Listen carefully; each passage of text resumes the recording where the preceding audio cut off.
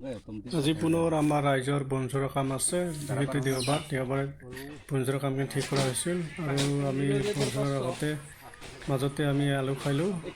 তাতে যিহেতু আলু গছ আছিল, আমাৰ আজি এই ৰাইজৰ তামোল বাগানখিনি বহুতো জংঘল হৈ থকাৰ কাৰণে এই বছৰৰ কাৰণে হয়তো এই শেষ বনজোৰা হ'ব। আমি বহুতো মানুহ হোৱা সত্ত্বেও আমি বনজোৰাখিনি প্ৰায় 2 ঘণ্টা সময় লাগিছে।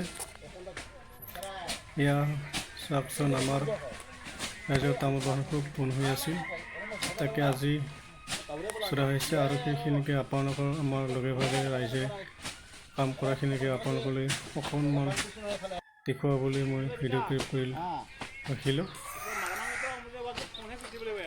ইয়াত বহুতো জংঘল হৈছে আৰু এই জংঘলবোৰ আজি ৰাতি আমি শেষ কৰিম।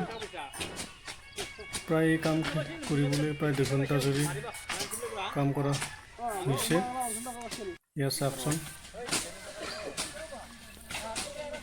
এতিয়া বনবোৰ কাটি দিয়াৰ পৰা পৰিষ্কাৰ আৰু চাফা হৈ গ'ল। ইয়াৰ চুৰিবলৈ আৰু বেছি নাই, অলপমান বাকী আছে।